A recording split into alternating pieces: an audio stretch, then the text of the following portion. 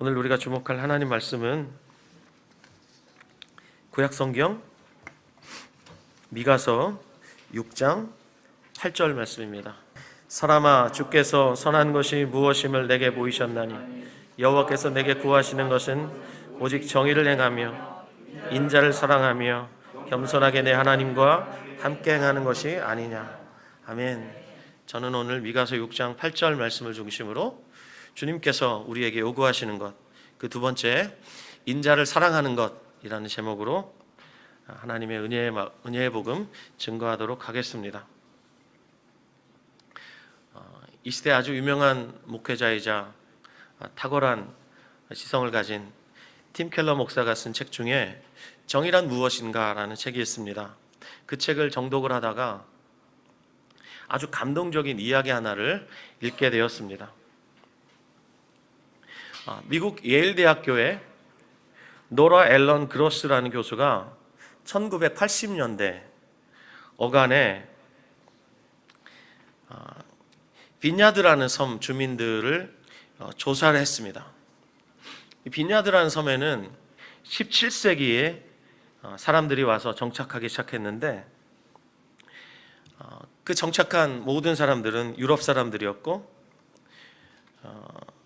그들은 영국 켄트주에서 건너간 이주민들이었는데 그들은 유전적으로 청각장애의 발생 빈도가 아주 높았다고 합니다.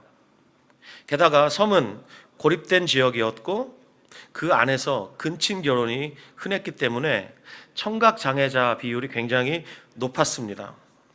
19세기에 칠마크라는 지역에서는 25명 가운데 1명이 청각장애인으로 태어났습니다. 25명 중에 1명이면 약 4% 정도가 되죠. 그런데 다른 작은 마을들에서는 청각장애를 가지고 태어날 확률이 약 25%에 육박했다고 합니다. 25%면 굉장히 높은 수치죠. 근데 제가 감동받은 대목은 이런 높은 수치가 아니라 이런 장애인들을 대하는 섬 사람들의 태도였습니다. 이 조사를 진행했던 예일대학교 교수가 섬 주민들 중에 한 노인을 만나서 인터뷰를 했습니다. 물었습니다.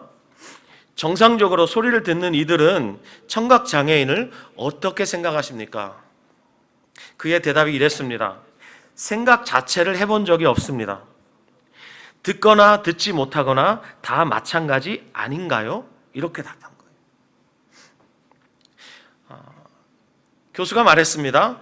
그러면 의사소통을 위해서 다들 글 쓰는 법을 배우는 게 좋겠다고 말했습니다. 그랬더니 노인이 다시 대답했습니다. 아닙니다.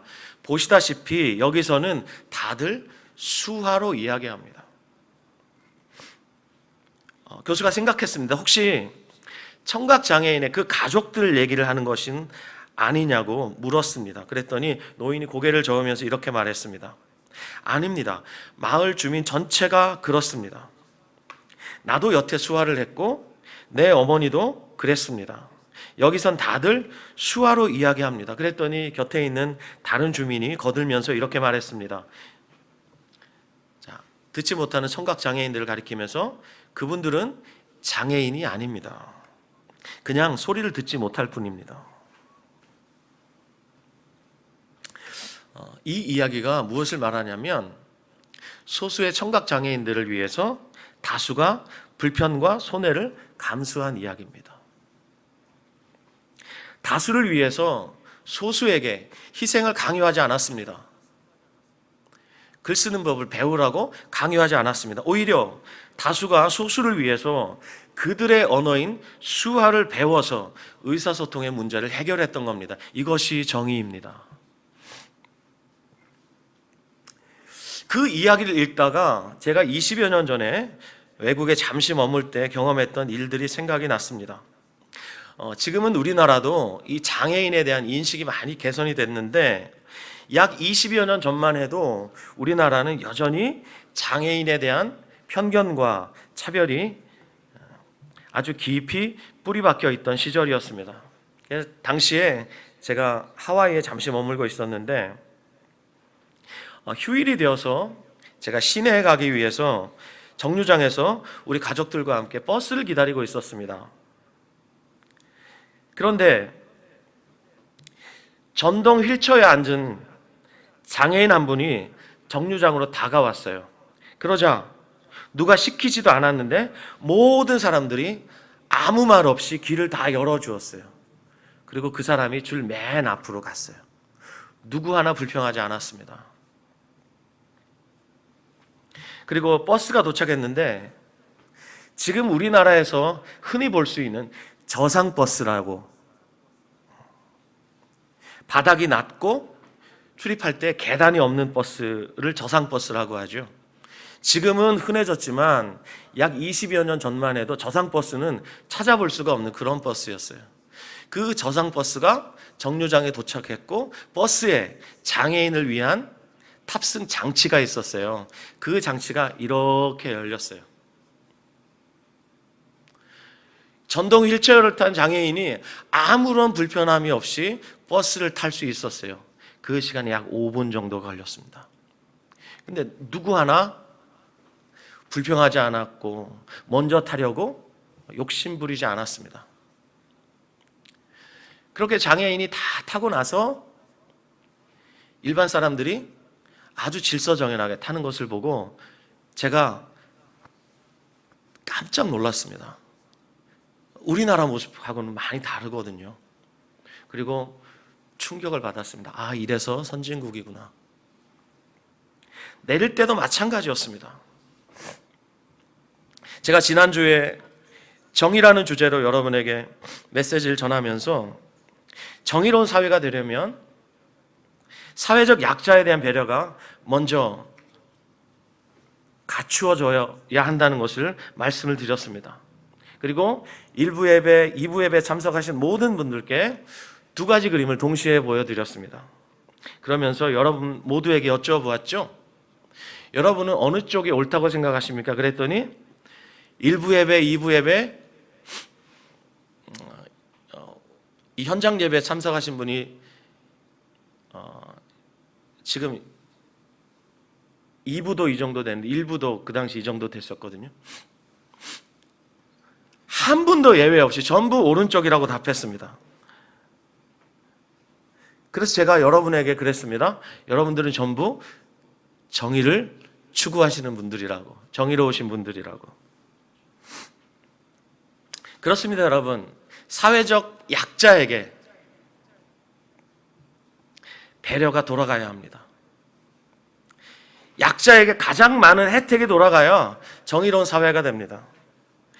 정의로운 사회가 되어야 그 바탕 위에서 기회가 평등할 것이고 과정은 공정할 것이고 결과는 정의로운 세상이 될 것입니다. 그래야 능력 있는 사람은 더욱 능력을 발휘할 수 있게 됩니다. 그렇다면 오늘은 사회적 약자에 대한 배려가 어디에서 올 수 있는가?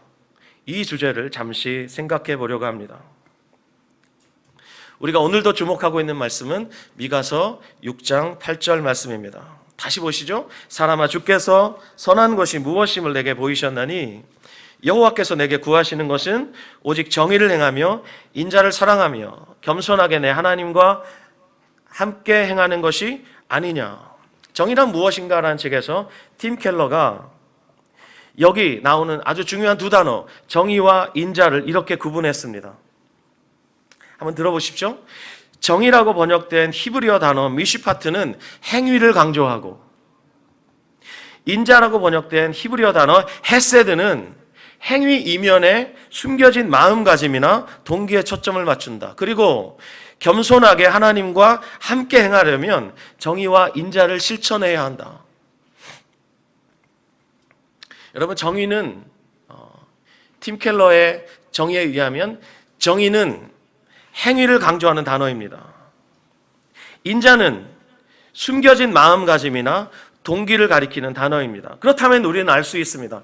사회적 약자에 대한 배려가, 즉 정의가 무엇으로부터 나오는가? 그것은 인자, 곧 헤세드라는 단어로부터 나온다는 겁니다. 자, 인자라고 번역된 단어, 우리 찬송가 인애하신 구세주여, 인애가 바로 인자와 같은 히브리어 단어 헤세드입니다. 이 헤세드는 하나님의 놀라운 성품 가운데 하나입니다. 제가 보는 영어 성경 ESV라는 성경이 있는데 여기에는 인자라는 단어를 어떻게 번역해 놓았냐면 친절이라는 단어로 번역해 놓았습니다. kindness. 그리고 각주에 뭐라고 번역이 되어 있냐면 steadfast love라고 번역되어 있습니다. steadfast love. 불변의 사랑을 가리킵니다. 결코 변하지 않는 사랑이고 결코 포기하지 않는 사랑이고 절대로 실패하지 않는 사랑을 헤세드라고 말합니다. 자, 점심 드시고 졸린데 너무 어려운 단어들을 계속 나열하는 바람에 여러분 정신이 멍하시죠? 그런데 이 헤세드라는 단어를 우리가 쉽게 이해할 수 있는 단어가 있어요. 그건 히브리어로 라캄이라는 단어예요. 이게 뭐냐면 엄마의 자궁을 뜻하는 단어예요. 헤세드라는 단어가 어디서 나왔느냐? 엄마의 자궁에서 나왔습니다. 지금은 고인이 되신 고 황승환 박사님이 살아계실 때 하셨던 강의가 다시 생각이 났습니다. 전 세계 비영어권 102개 국가의 4만 명을 대상으로 설문조사를 했습니다. 이 세상에서 가장 아름다운 영어 단어가 무엇이냐고 물어봤습니다. 그랬더니 1위가 뭔 줄 아세요? 마더예요, 마더. 2위가 파더면 얼마나 좋겠습니까? 2위는 열정을 뜻하는 패션이었고 3위는 웃음을 뜻하는 스마일이었고 4위는 사랑을 뜻하는 러브였습니다. 영어권 국가에 있는 사람들이 꼽은 가장 아름다운 단어, 엄마예요. 이 모성애는 인간에게 주신 가장 아름다운 하나님의 선물입니다. 그리고 이것은 여자의 존재 안에 하나님이 심어두신 DNA 같은 거예요. 이 하나님의 성품, 헤세드가 바로 엄마의 자궁을 뜻하는 라캄이라는 단어를 통해서 그리고 엄마라는 존재의 모성애를 통해서 표출되었어요. 여러분, 우리 속담에 이런 말이 있습니다. 10손가락 깨물어서 안 아픈 손가락 없다. 여러분도 아실 겁니다. 그런데 안 아픈 손가락 없지만 그 중에 특별히 더 아픈 손가락이 있는 법입니다. 아시는 분은 아시겠지만 제게는 남동생이 하나 있습니다. 저보다 양력으로 따지면 1살이 어리고 음력으로 따지면 2살이 어린 동생이 있는데 제 동생은 중학교 때부터 가출을 밥 먹듯이 했습니다. 그리고 지금까지 타향을 떠돌고 있습니다. 제 어머니에겐 저도 아픈 손가락이지만 제 동생이 훨씬 아픈 손가락이에요. 자나깨나 제 어머니는 집 나간 내 동생 생각밖에 안 해요. 추울 때는 더욱 제 동생 생각 많이 하셔요. 하나님의 마음이 이와 같습니다. 하나님의 마음이 더 아픈 손가락, 그것 때문에 더 아파하시는 마음입니다. 정의란 무엇인가라는 책에서 팀 켈러 목사가 단언했어요. 여러분에게도 동의가 되시는지 한번 들어보세요. 성경은 하나님을 가난한 이들의 옹호자로 지칭하고 있다. 부자들의 편이라고 부른 적은 단 한 번도 없다. 물론 여러분, 정의로운 사회가 주는 혜택을 부자들도 누려야 되겠죠. 그렇지만 팀 켈러 목사는 이렇게 말합니다. 성경은 하나님을 가난한 이들의 옹호자로 지칭하고 있다. 부자들의 편이라고 부른 적은 단 한 번도 없다. 그렇습니다, 여러분. 하나님은 힘없고 연약한 자들, 가난하고 소외된 자들, 낮은 자의 편에 계십니다. 동의하시면 아멘? 그렇습니다. 우리 하나님 이런 분이십니다. 그러면서 제가 이스라엘 민족이 생각이 났습니다. 여러분, 이스라엘 민족 노벨상의 3분의 1을 휩쓸고 있는 민족이다. 대단한 민족이다. 우리가 이렇게 알고 있는데, 세계의 경제와 역사를 주름잡는 민족이다. 이렇게 알고 있는데, 사실 이스라엘 민족은 시작은 그렇지 않았습니다. 창세기 10장을 보면 노아의 세 아들, 그들의 족보가 나와요. 창세기 10장을 한번 찾아보시겠습니다.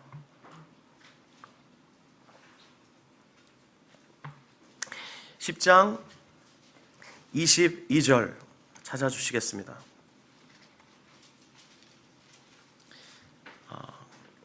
이제 재밌는 족보 이야기를 여러분과 하고 싶습니다. 창세기 10장 22절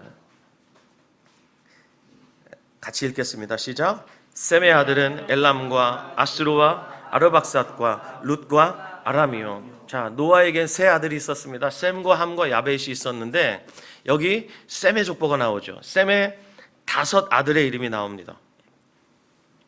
첫째 아들 엘람입니다. 이 엘람은 엘람 족속의 시조입니다. 자, 여러분 앞을 보세요. 엘람 족속은 BC 4000년경부터 도시국가를 이루었습니다. BC 4000년이면 지금으로부터 약 6000년 전이죠. 그 당시에 도시국가를 이룰 만큼 굉장히 유능한 사람들이었습니다. 그리고 당대에 이름을 남긴 사람들이었습니다. 그들의 후손들이 지금 이란에 살고 있습니다. 엘람이라는 사람은 이란 사람들의 시족격이죠. 둘째 아들 아수르. 이 아수르는 여러분들이 잘 아시는 그 아수르 제국을 이룬 사람들의 시조입니다. 아수르 제국이 크게 강성하여 하나님의 백성 북왕국 이스라엘을 멸망시켰죠. 자, 그리고 셋째 아들 아르박삿 빼고 넷째 아들 룻을 보십시오. 넷째 아들 룻은 리디아라는 왕국을 세웠습니다. 역시 아주 이름 있는 인물이었습니다. 그리고 다섯째 아들 아람, 그는 이스라엘 주변에 있는 작은 도시국가로 이루어진 아람이라는 나라를 세웠습니다. 이렇게 첫째 아들, 둘째 아들, 넷째 아들, 다섯째 아들이 전부 이름 있고 힘 있고 고대에 아주 큰 족적을 남긴 사람들입니다. 그런데 셋째 아들 아르박삿이라는 사람을 한번 보세요. 이 아르박삿이 바로 아브라함의 조상입니다. 아르박삿 10장 24절 25절을 보시면 아르박삿이 셀라를 낳죠. 그렇죠? 그리고 셀라가 에벨을 낳습니다. 이 에벨이라는 사람에게서 히브리라는 히브리 민족의 이름이 나왔습니다. 건너가다라는 뜻입니다. 유프라데스 강을 건너간 사람들, 바로 히브리인들. 자, 25절에 보면 에벨에게 2 아들이 있었다는 것을 알 수 있죠. 하나의 이름이 벨렉입니다. 여러분 앞을 보십시오. 벨렉이라는 사람의 이름의 뜻이 뭐냐면 나눔이에요. 우리의 것을 누구에게인가 나누다 이런 뜻이 아니라 벨렉이라는 사람이 살고 있을 때 바벨탑 사건이 일어났습니다. 그래서 하나님이 바벨탑을 심판하시면서 사람들의 언어가 나뉘었습니다. 알아들을 수 없게 되자 그 공사가 멈춰질 수밖에 없었죠. 그리고 그들이 뿔뿔이 흩어지게 되었습니다. 그래서 민족들이 거기서 나눠지게 되었고 사람들이 사는 지역들이 나눠지게 되었습니다. 모든 것들이 다 나눠지게 됐는데 벨렉이라는 사람, 그가 살고 있던 시대에 그런 사건이 일어났던 겁니다.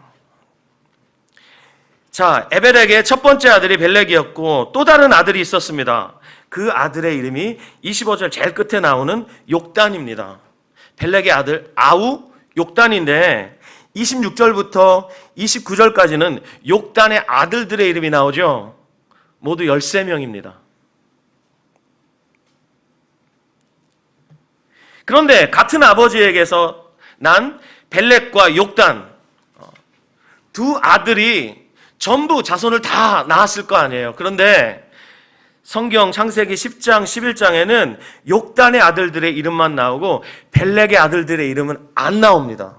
이게 무슨 얘기냐면 벨렉이라는 사람은 그도 많은 아들들을 낳았겠지만 그 아들들은 그냥 비리비리하고 별 볼 일 없었던 아들들이란 얘기입니다. 그런데 여러분 아세요? 별 볼 일 없었던 벨렉을 통해서 아브라함이 나와요. 자, 11장 10절 보십시오. 셈의 조건은 이러하니라. 셈이 아르박삿을 낳았죠. 12절 보면 아르박삿이 셀라를 낳았습니다. 14절 보면 셀라가 에벨을 낳았습니다. 16절 보면 에벨이 벨렉을 낳았습니다. 에벨은 벨렉 말고 욕단이라는 사람도 나왔죠. 근데 여기는 욕단이라는 사람의 이름이 없습니다. 그리고 18절에 보면 벨렉이 르우를 낳았고, 20절에 보면 르우가 스룩을 낳았고, 22절 보면 스룩이 나홀을 낳았고, 24절 보면 나홀이 데라를 낳았고, 26절 보면 데라가 아브라함과 나홀과 하란을 낳았습니다. 이것이 아브라함의 족보예요. 여러분 여기서 여러분 무엇을 보십니까? 아브라함은 셈이 낳은 5 아들 중에서 가운데 셋째 아들 아르박삿의 후손이었는데, 첫째 아들, 둘째 아들, 그리고 넷째 아들, 5째 아들은 고대에 굉장히 유명한 사람들이었고 큰 족적을 남겼고 힘이 있는 사람들이었어요. 그렇지만 셋째 아들 아르박삿은 별게 없어요. 그로부터 족보가 쭉 이어지는데 그 끝단에 누가 있어요? 아브라함이라는 사람이 있어요. 하나님이 아브라함을 불러내셨죠. 고대 바벨론 땅, 갈대아라고 또 불려지는 그 땅에서 아브라함을 불러내셨어요. 그래서 그가 유프라테스 강을 건너서 가나안 땅으로 들어갔는데 혈혈단신으로 들어간 것이죠. 아브라함 유목민이었습니다. 셈의 다른 아들들은 전부 정착해서 문명을 이루고 나라를 이루고 큰 족적을 남겼는데 셋째 아들 아르박삿의 혈통은 유목민이에요. 떠돌이에요. 그들 가운데서 아브라함이 태어났는데 하나님이 그 아브라함을 불러내신 거예요. 여러분 이것이 바로 하나님의 긍휼입니다. 하나님은 낮은 자의 하나님이시고 가난하고 연약하고 천한 자들의 하나님이십니다. 이것이 하나님의 헤세드의 사랑으로부터 나온 것입니다. 자, 다 함께 신명기 7장 6절 7절 말씀 찾아 읽겠습니다. 신명기 7장 6절 7절 말씀.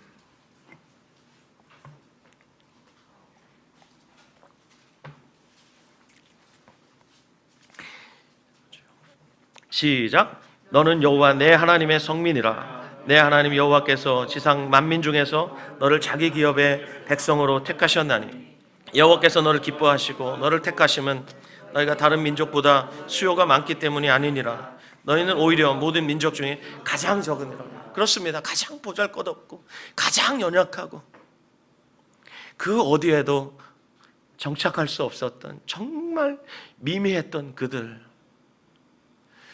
부르셔서 하나님이 선택하시고 하나님 백성 삼아주셨습니다. 너희를 택하심은 너희가 모든 민족 중에서 가장 적으니라. 여러분 하나님은 낮은 자의 하나님이시고 연약한 자를 사랑하시는 하나님이십니다.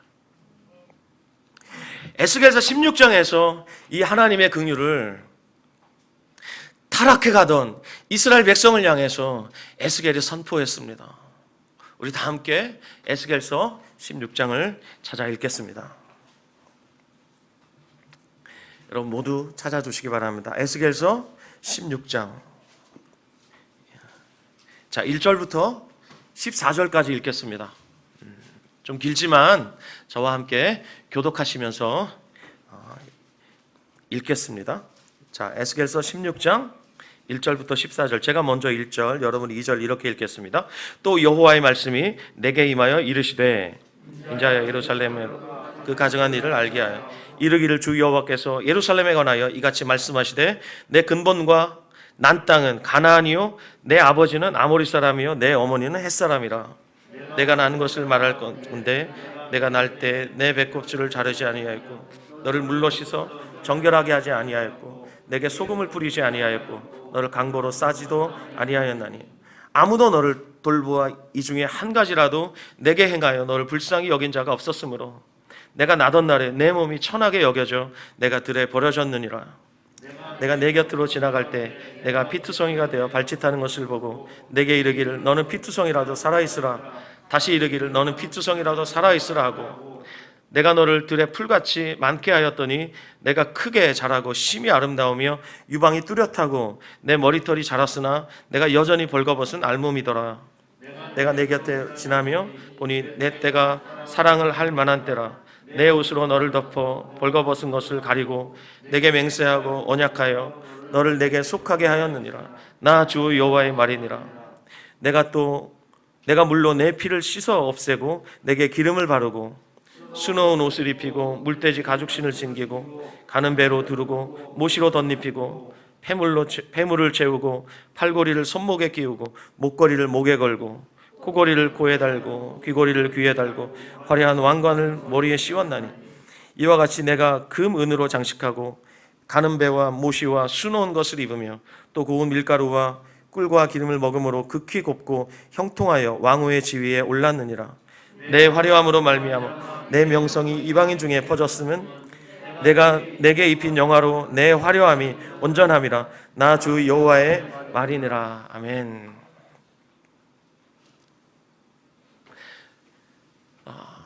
하나님의 긍휼이 이스라엘 가운데 어떻게 나타났는지 에스겔이 당시 타락해서 멸망해 가고 있던 하나님 백성을 향해서 선포했습니다. 3절 말씀 다시 보시면 너의 근본과 난 땅은 가나안이요 내 아버지는 아모리 사람이요 내 어머니는 헷사람이라. 자, 여러분, 하나님이 아브라함을 갈대아 우르에서 불러내시고 가나안 땅에 들여보내실 때를 가리키는 겁니다. 그때 가나안 땅에는 이미 7족속이 터를 잡고 있었습니다. 그런데 그 중에 아모리 사람 그리고 헷 사람이 가장 도덕적으로 타락한 상태였습니다. 그런데 지금 여기서 3절에서 뭐라고 말합니까? 너의 근본과 난 땅은 가나안이요 내 아버지는 아모리 사람이요 내 어머니는 헷 사람이라. 족보로 말하면 틀렸죠. 너의 아버지는 아브라함이요 내 어머니는 사라라. 이렇게 말해야 되는데 그렇게 말하지 않고 내 아버지는 아모리 사람이요 내 어머니는 헷 사람이라. 무슨 말인가요? 당시 에스겔 당시 타락하고 있었던 그들이 당시 가나안 땅에 아브라함이 들어갈 때 그 땅에서 가장 도덕적으로 타락했던 아모리 사람 헷 족속과 전혀 다르지 않을 만큼 하나님 백성 이스라엘이 그토록 타락해 있었다는 말입니다.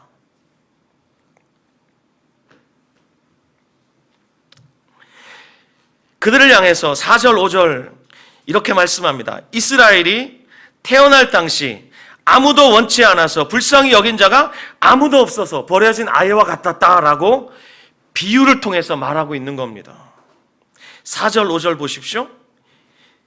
네가 날 때에 배꼽줄을 자르지 아니하였고 너를 물로 씻어 정결하게 하지 아니하였고 내게 소금을 뿌리지 아니하였고 너를 강보로 싸지 아니하였나니 아무도 너를 돌보아 이 중에 한 가지라도 내게 행하여 너를 불쌍히 여긴 자가 없었다. 이스라엘의 태동이 이랬다는 겁니다. 한 여인이 아이를 낳았는데 그 다음에는 어떻게 해요? 짐승이 나도 자기 새끼를 귀하게 핥아서 그 몸에 있는 피를 다 제거해주고 그 새끼가 살 수 있도록 젖을 먹이고 목숨을 걸고 돌봐줍니다. 가시고기도 지 새끼 지키려고 목숨 버려서 그렇게 키우잖아요. 그런데 이스라엘이 태동할 때 하나님이 아브라함 한 사람을 불러서 가나안 땅에 들여보낼 때 가나안 땅에는 이미 수많은 족속들이 터를 잡고 있었는데 그때의 상황이 어땠느냐? 마치 여자가 아이를 낳아서 그냥 돌보지 않고 불쌍히 여기지 않고 버린 것과 같은 그런 상황이었다라고 에스겔을 통해서 주님이 말씀하십니다. 그리고 에스겔서 16장 6절 너무나 유명한 말씀이죠. 너는 피투성이라도 살아있으라. 자살 예방 캠페인을 할 때 교회들이 이 말씀을 갖다가 쓰는 경우가 있어요. 너는 피투성이라도 살아있으라. 여러분 이 말이 무슨 말이냐면 아브라함 한 사람부터 시작된 그 이스라엘 민족, 아브라함을 향해서 하나님이 뭐라고 말씀하셨어요? 뭐라고 약속하셨어요? 내가 너의 후손을 하늘의 별과 같이 바다의 모래와 같이 번성하게 하리라. 그런데 아브라함이 힘을 다해서 약속의 자녀를 낳았는데 딱 한 명입니다. 이삭이에요. 또 이삭이 40세에 결혼해서 60세에 힘을 다해서 자녀를 낳았는데 쌍둥이 둘 낳았어요. 그 중에 하나님이 야곱을 선택하시죠. 이 야곱이 힘을 다해서 부인 4명을 통해서 힘을 다해서 낳았는데 합쳐서 12밖에 안 돼요. 아들 12에 딸 하나 이렇게 낳았어요. 보통 한 사람이 봐봐요. 욕단 13명이나 낳았잖아요. 한 사람이 그 정도면 막 순풍순풍 나야 되는데 너무 적게 낳았다 이 말입니다. 그리고 야곱의 때에 아들 하나를 잃어버려요. 그 아들이 요셉이에요. 요셉이 형들에 의해서 노예로 팔려가요. 근데 여러분이 이야기를 잘 아시듯이 나중에 애굽에서 총리가 되죠. 그때 온 천하에 큰 기근이 임했습니다. 가나안 땅에 그냥 머물러 있으면 굶어 죽어요. 그랬을 때 하나님이 요셉을 통해서 이 가족들을 다 살리시는데 애굽으로 내려간 사람이 몇 명이에요? 70명이에요. 70명. 70인역의 기록에 의하면 75명이라고 나오는데 70명이나 75명이나 그게 그거죠. 하나님의 도우심이 없었다면, 하나님이 먼저 요셉을 보내시고 그를 애굽의 총리로 세우시지 않았다면 죽을 수밖에 없었던 사람들이 이 사람들이에요. 하나님이 도우시지 않았다면 생존이 불가능했던 버려진 아이요 피투성이가 되어서 발짓하고 있던 어린아이가 바로 이스라엘의 모습이었습니다. 자, 이들을 하나님이 돌보아 주셨죠. 불쌍히 여겨서 이들을 애굽에서 번성하게 하셨습니다. 그것이 바로 16장 7절 말씀입니다. 16장 7절 말씀 보면 이들이 큰 민족으로 번성했다는 것을 알 수 있습니다. 그런데 큰 민족으로 번성했지만 여전히 가련하고 불쌍한 노예예요. 큰 민족으로 번성했으면 뭐합니까? 사회에서 제일 밑바닥에 있는 노예예요. 그래서 그들을 불쌍히 여기셔서 모세를 보내셔서 애굽에서 건져내시죠. 그리고 그들을 시내산으로 부르셔서 언약을 맺으십니다. 자, 여러분, 언약, 쉬운 말로 약속이죠. 우리는 보통 어떻게 관계를 맺죠? 사람들과 관계를 맺어보고 간을 보다가 약속을 할 만하면 손가락 걸고 약속하죠. 우리 결혼해요. 근데 하나님은 그렇게 하지 않으세요. 하나님은 먼저 어떤 한 개인과 혹은 어떤 한 국가와 먼저 언약을 맺으시고 그 언약으로 일하시기 시작하세요. 우리는 철석같이 약속하고 그냥 입에 침이 마르기도 전에 언제 그랬냐는 듯이 약속 그냥 쉽게 깨잖아요. 근데 하나님은 그렇게 하지 않으세요. 하나님은 한 개인을 부르실 때 그와 언약을 맺으시면 끝까지 언약을 지키십니다. 이것이 바로 헤세드의 사랑입니다. 이것이 헤세드의 사랑입니다. 그래서 하나님과 이 언약으로 묶여있는 사람은 하나님이 절대로 버리지 않습니다. 그래서 저는 헤세드의 사랑을 이렇게 말합니다. 실패하지 않는 하나님의 언약적 사랑이라고. 하나님이 아브라함을 부르셨습니다. 하나님은 절대 실패하지 않으십니다. 하나님이 노예였던 이스라엘 백성을 시내산으로 부르셔서 그들과 약속하십니다. 그리고 이 이스라엘을 향해서 하나님은 불변하지 않는 사랑으로, 실패하지 않는 사랑으로 끝없이 사랑하시고 또 사랑하시고 실패하지 않는 사랑으로 계속해서 일하십니다. 자, 그들을 향해서 18절 이렇게 말씀하죠. 에스겔서 16장 8절 말씀. 내가 네 곁으로 지나며 보니 네 때가 사랑을 할 만한 때라. 사랑을 할 만한 때. 결혼 정년기란 말이죠. 내 옷으로 너를 덮어 벌거벗은 것을 가리고 보십시오. 그들의 수치와 그들의 불쌍함을 주님이 다 가려주셨어요. 자, 히브리인들은 옷으로 덮는다는 것을 잘 알아듣습니다. 그거 뭐냐면 히브리인들에게 옷으로 덮는다는 것은 청혼하는 행위를 가리키는 거예요. 구애하는 거예요. 그리고 청혼할 때 옷으로 덮습니다. 이런 표현을 쓰는 거예요. 그렇게 해서 시내산에서 노예였던 그들이 이제 어떻게 되는지 보십시오. 시내산에서 언약을 맺고 하나님의 돌보심 속에서 하나님의 긍휼을 힘입어서 그들이 어떻게 살았는가. 에스겔서 16장 12절 13절 보십시오. 거기에 여러분 이런 말씀 발견하실 수 있습니까? 왕관을 머리에 씌웠나니. 찾으실 수 있죠? 13절에 왕후의 지위에 올랐느니라. 이건 다윗과 솔로몬 시대에 그들이 누렸던 부귀 영화를 가리키는 겁니다. 그렇다면 여러분 앞을 보십시오.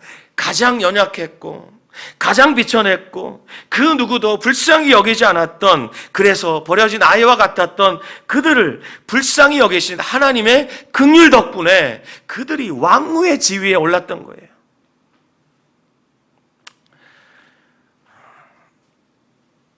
이것이 하나님의 긍휼이요 하나님의 거저 베풀어진 은혜입니다. 여러분, 은혜는 그래서 절대로 값싼 것이 아닙니다.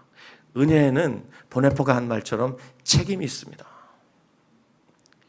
우리가 은혜로 구원을 받았는데 구원받고 땡이 아닙니다. 구원받고 땡 내 마음대로 살래요, 이런 사람들 때문에 기독교가 개독교 소리 듣는 거예요. 아닙니다. 은혜에는 책임이 있습니다. 하나님 백성답게 살아야 할 책임이 있고 거룩하게 살아야 할 책임이 있습니다. 은혜를 제대로 받은 사람은 경건하게 살 수밖에 없어요. 동의하시면 아멘. 아무도 불쌍히 여기지 않았던 이스라엘, 노예였던 그들을 하나님이 시내산으로 데려가서 약속을 하시고 그들이 졸지에 노예에서 하나님의 거룩한 신부가 됩니다. 천지를 창조하신 온 우주의 대주제이신 하나님의 아내가 돼요. 물론 이건 영적인 뜻입니다. 그렇다면 하나님의 신부답게 거룩하게 살았어야 합니다. 그러나 그들은 거룩하게 살지 않았습니다. 에스겔서 16장 15절 이하를 보면 행음했다는 말이 계속 반복되어서 나와요. 이들이 하나님의 신부가 되자마자 무엇을 했습니까? 하나님이 그들을 품에 품어보기도 전에 그들은 곧바로 영적인 매춘 행위를 했습니다.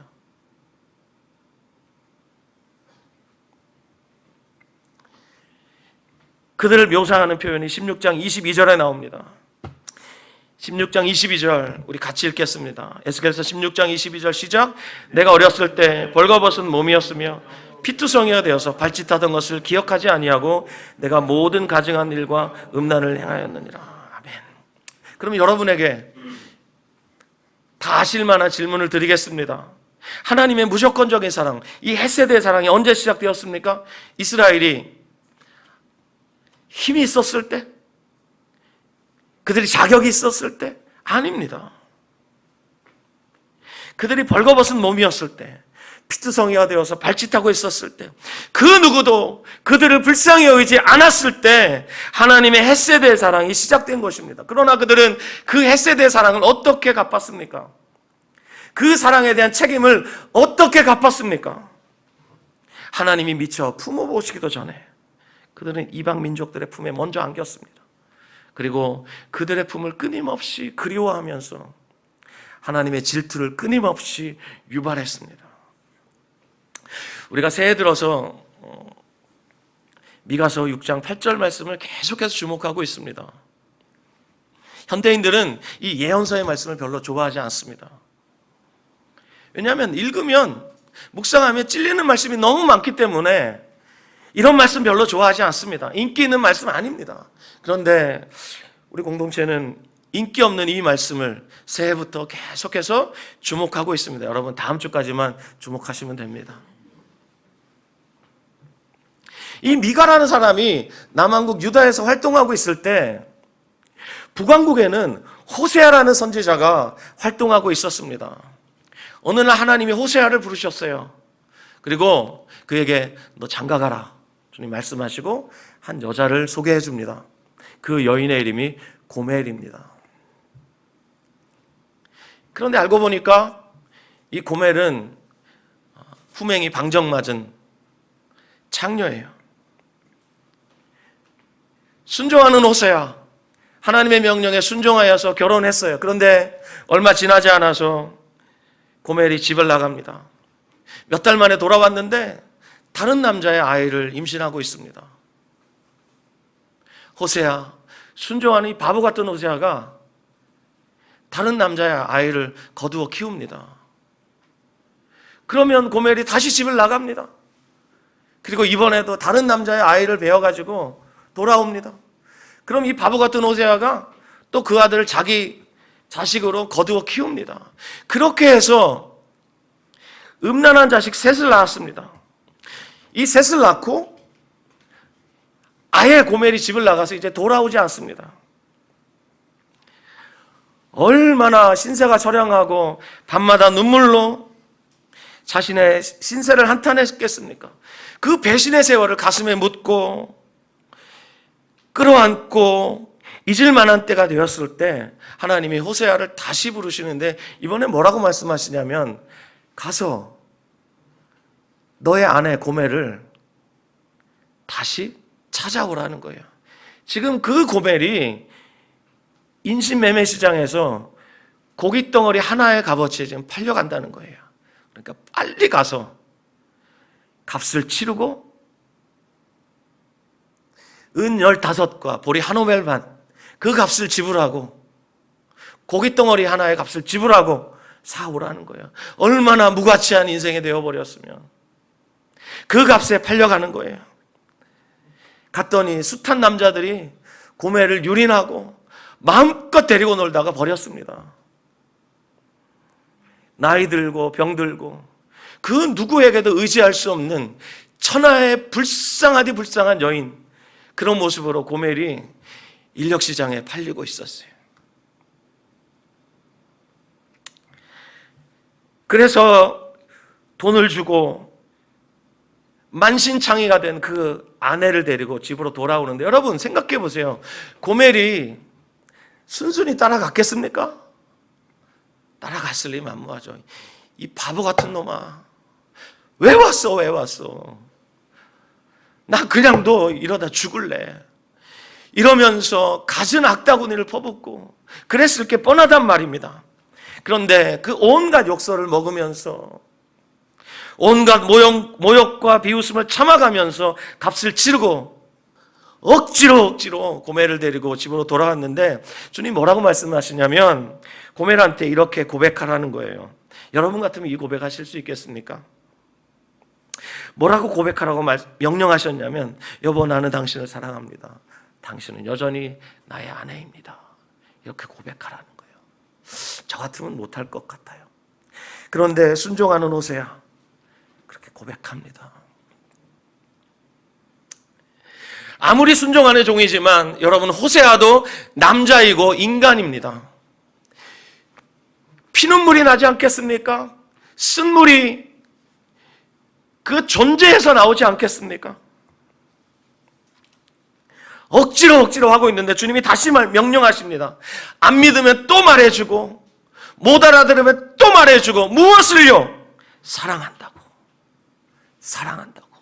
끝까지 말해주라는 겁니다.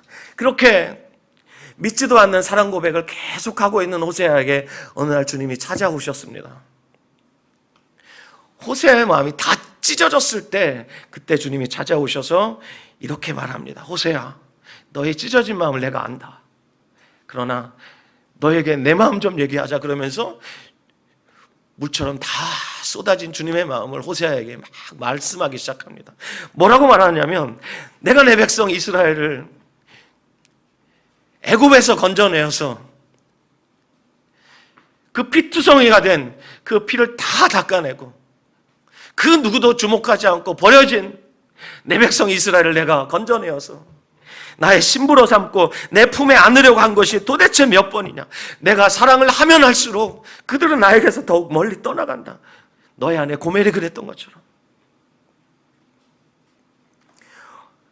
그런데 그들은 그들의 죄로 말미암아 형벌받아 망할 수밖에 없겠지만, 내가 그대로 둘 수 없는 이유는 그들이 남이 아니라 나의 아내요, 내가 가장 사랑하는 나의 신부이기 때문에 나는 그들을 결코 포기할 수가 없다.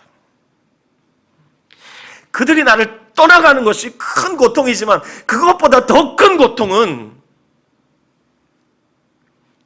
그들을 향한 긍휼의 마음이 내 안에서 불이 붙어서 내가 견딜 수가 없구나. 이것이 주님이 호세아에게 하신 주님의 신세 한탄 같은, 다 찢어진 주님의 마음으로 호세아에게 말씀하신 거예요. 그 마음이 호세아에게 그대로 부어졌을 때 호세아, 누가 시키지 않아도 나가서 외쳤습니다. 뭐라고 외친 줄 아시죠? 오라, 우리가 여호와께로 돌아가자. 우리가 여호와를 알자. 힘써 여호와를 알자.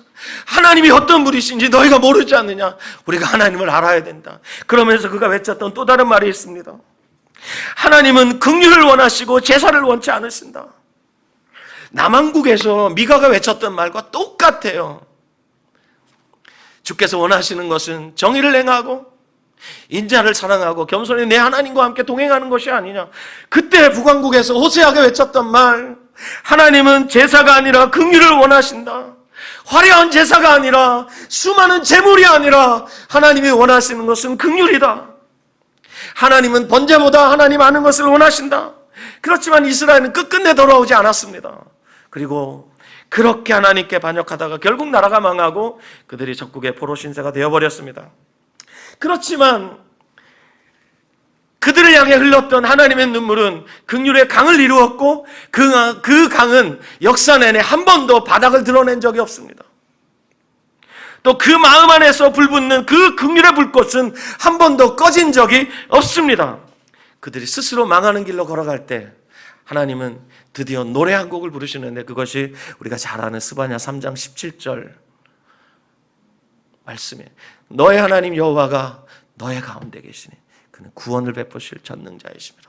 그가 너로 인하여 기쁨을 이기지 못하여 하시며 즐거이 부르며 기뻐하시리라. 여러분, 다 망해가는 그들을 향해서 주님이 무엇이 기쁘시겠습니까? 불러도 끝없이 멀어져만 가는 그들을 향해서 주님이 무슨 기쁨이 있어서 그 노래를 부르셨겠습니까? 그 기쁨은 주님이 무언가를 보셨기 때문입니다. 그 후로 700년 후에 예수님께서 오셔서 십자가에 달려 하나님의 진노를 당할 수밖에 없는 그들을 향해서 아버지여, 내가 그들의 진노를 내가 감당하겠나이다 라고 말씀하시면서 십자가에서 그 모든 진노를 다 받아내시는 그 아들 예수 그리스도의 십자가의 죽음을 바라보고 계셨던 겁니다. 여러분, 예수님의 그 십자가의 죽음은 하나님의 긍휼이었습니다. 하나님의 그 긍휼이 그 끔찍한 이스라엘의 죄악을 이겼습니다. 그들의 죄악을 삼켜버렸습니다.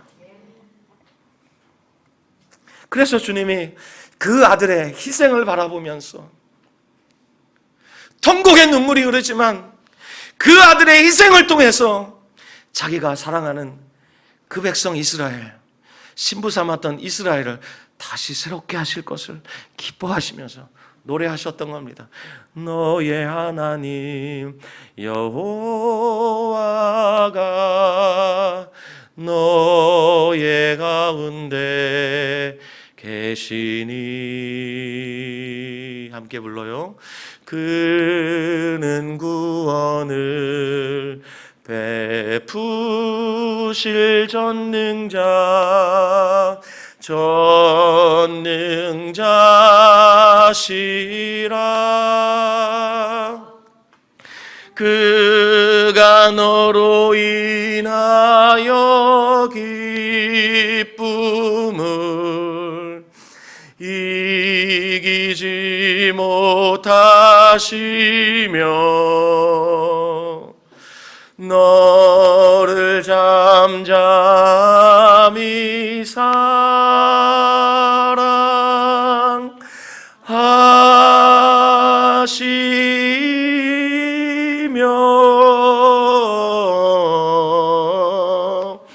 즐거이 부르며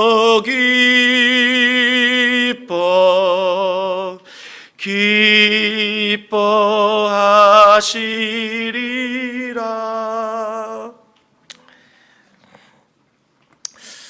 그런데 이스라엘은 망해가고 있다는 사실조차 몰랐습니다. 그들의 눈에는 모든 것이 좋아 보였습니다. 국방력 튼튼했죠.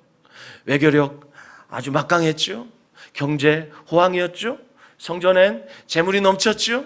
모든 것이 다 잘 되고 있는 것 같았습니다. 하지만 그들의 눈은 가려져 있었습니다. 하나님이 그들의 그 어떤 재물도 그 어떤 제사도 받으실 수 없었던 이유입니다. 그들에겐 정의가 없었습니다. 그들에겐 그 어떤 긍휼도 없었습니다. 그들이 성전에서 제물에 목을 따고 피를 흘려 그 피가 강을 이루고 있을 때, 여러분도 아시겠지만 그 땅에 힘없고 가난하고 약한 자들의 눈물이 강물을 이루었고 그들의 탄식은 하늘에 사무쳤다는 것을 우리가 미가서를 통해서 알게 됩니다. 다른 소예언서를 통해서 우리가 읽게 됩니다. 자, 그때로부터 약 700년이 흐른 때 예수님이 육신을 입고 성육신 하셨죠. 자, 그때도 상황은 하나도 변하지 않았습니다. 지금으로부터 미가 시대는 약 2700년 전입니다. 그리고 예수님 시대는 2000년 전입니다. 예수님 시대에 있었던 사건의 한 단면을 우리가 보고 싶습니다. 마태복음 9장 9절부터 13절 말씀 우리 찾아서 읽겠습니다. 마태복음 9장. 여러분, 이제 설교를 정리할 시간이 됐습니다. 조금만 더 힘을 내주시기 바랍니다. 마태복음 9장 9절부터 13절 같이 읽겠습니다. 시작. 예수께서 그곳을 떠나 지나가시다가 마태라는 사람이 세관에 앉아있는 것을 보시고 이르시되 나를 따르라 하시니 일어나 따르니라. 예수께서 마태의 집에서 앉아 음식 잡수실 때 많은 세리와 죄인들이 와서 예수와 그의 제자들과 함께 앉았더니 바리새인들이 보고 그의 제자들에게 이르되 어찌하여 너희 선생은 세리와 죄인들과 함께 잡수시느냐. 예수께서 들으시고 이르시되 건강한 자에게는 의사가 쓸데없고 병든 자에게라야 쓸데있느니라. 너희는 가서 내가 긍휼을 원하고 제사를 원하지 아니하노라 하신 듯이 무엇인지 배우라. 나는 의인을 부르러 온 것이 아니요 죄인을 부르러 왔노라 하시니라. 특히 13절 말씀. 너희는 가서 내가 긍휼을 원하고 제사를 원하지 아니하노라 하신 뜻이 무엇인지 배우라. 이거 누가 선포한 말씀인 줄 압니까? 호세아가 선포한 말씀.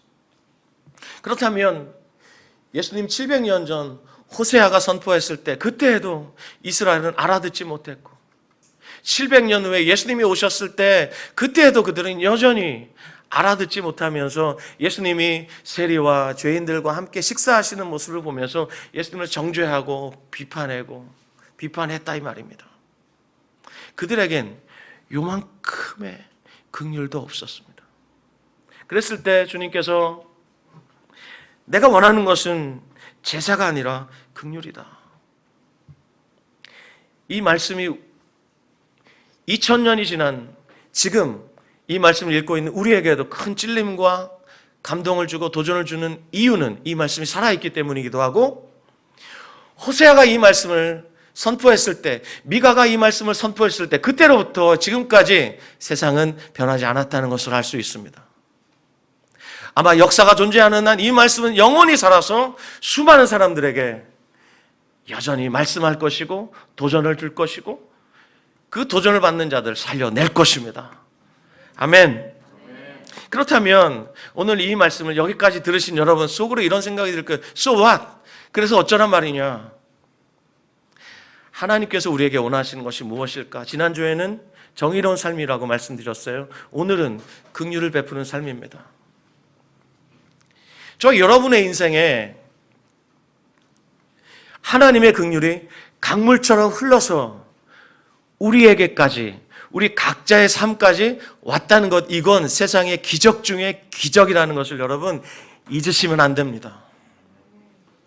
2000년 전 갈보리 언덕에 예수님의 십자가 그 보혈이 강물을 이루어서 그 은혜의 강이, 그 긍휼의 강이 넘실거려서 2000년이란 시간을 흘러서 이 극동의 작은 땅 대한민국에까지 그 은혜의 강물이, 그 긍휼의 강물이 넘실넘실 흘러와 저와 여러분에게까지 왔다는 것은, 이거는 실로 그 어떤 논리로도 설명이 불가능한 역사상 가장 위대한 기적이에요. 그 은혜를 우리가 입었어요. 그렇다면 우리에게 주님이 요구하시는 삶이 무엇일까요? 긍휼을 입었다면 긍휼을 입은 자에겐 무엇이 주어질까요? 책임이 주어진다 이 말입니다. 무엇입니까? 긍휼하게 살라는 겁니다. 긍휼히 여기며 살라는 겁니다. 야고보서 2장 13절 이렇게 말씀합니다. 긍휼을 행하지 아니하는 자에게는 긍휼 없는 심판이 있으리라. 긍휼은 심판을 이기고 자랑하느니라. 그리고 에베소 교회를 향해서 바울이 이렇게 말했습니다. 서로 친절하게 하며 불쌍히 여기며 서로를 용서하기를 하나님이 그리스도 안에서 너희를 용서하심과 같이 하라. 서로 불쌍히 여기라는 겁니다. 우리 부부끼리 오셨거나 가족끼리 오셨으면 한번 옆 사람 한번 쳐다보세요. 보세요. 불쌍해 보여요? 불쌍히 여기라는 거예요. 한국에 너무 유명하신 목사님의 이야기입니다. 목사님이 사모님이 늘 기도하실 때마다 이렇게 기도하시곤 한답니다. 불쌍히 여겨주십시오. 하나님 저를 불쌍히 여겨주십시오. 그리고 누군가를 위해 기도할 때 하나님 그분을 불쌍히 여겨주십시오. 근데 성전에서 너무 크게 그 기도를 하신답니다. 사모님이. 특히 자기 마음을 아프게 한 사람이 있으면 그 사람 이름을 크게 부르시면서 불쌍히 여겨달라고 기도를 하신답니다. 그래서 목사님이 너무 마음이 어려워가지고 사모님한테 그랬대요. 여보, 그 기도는 골방에서 좀 조용히 하시면 안 되나요? 그때 아니라고, 말리지 말라고.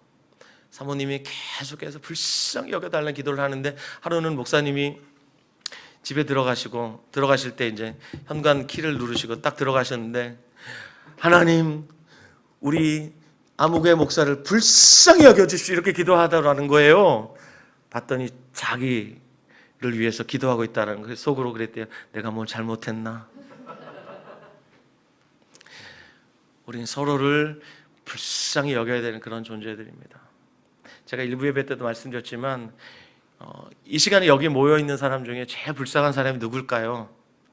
저예요, 저. 왜냐, 여러분에게 하나님을 알라고 내가 알고 있는 하나님을 여러분에게 선포했는데, 사실 제가 가장 불쌍한 존재라는 말은 무슨 말이냐면, 여러분에게 하나님을 힘써 알라고 선포하고 있지만 정작 저는 하나님을 머리로만 알지 가슴으로는 알지 못할 수 있습니다. 그러므로 제가 가장 불쌍한 겁니다. 그동안 수많은 은혜에 수없이 노출되었지만 여전히 변하지 않는 나의 딱딱한 이 돌짝 같은 제 마음을 볼 때 저는 여전히 가장 불쌍한 사람입니다. 저를 위해 기도해 주세요. 여러분, 저를 불쌍히 여겨주세요. 그러면 제 설교가 제가 죽을 써도 여러분에게는 정말 꿀맛처럼 느껴질 수 있습니다. 그리고 내 아내를, 내 남편을, 내 부모를, 내 자식을 불쌍히 여겨주십시오. 그러면 정말 그때부터 나도 모르게 그 안에서 긍휼의 강물이 막 솟아납니다. 여러분, 내 배 아파서 낳은 자식이라도 어떤 때는 꼴보기 싫을 때가 있잖아요. 여기 계신 부모님들 아멘 하시기 바랍니다. 진짜 미워 죽겠을 때가 있잖아요. 딱밤이라도 한 대 때려주고 싶을 때 있잖아요. 그때 하나님이 나를 불쌍히 여기셨지, 그러면서 하나님 나를 불쌍히 여기신 것처럼 저 또한 불쌍히 여길 수 있도록 저를 도와주세요. 그렇게 기도해야 할 줄 믿습니다. 우리 서로 불쌍히 여기며 삽시다. 이것이 우리를 향하신 하나님의 뜻입니다. 불쌍히 여기면 어떻게 됩니까? 가서 우리의 옷을 벗어 덮어줄 수 있게 됩니다. 불쌍히 여기면 어떻게 됩니까? 그의 허물을 덮어줄 수 있습니다. 불쌍히 여기면 어떻게 됩니까? 내 소중한 것을 내어줄 수 있습니다. 하나님께서 우리를 불쌍히 여겨서 그 아들을 내어주셨던 것처럼 우리도 그렇게 할 수 있습니다. 우리 기도합시다. 하나님, 불쌍히 여길 수 있는 긍휼의 마음을 우리에게 부어주십시오. 우리 함께 이 시간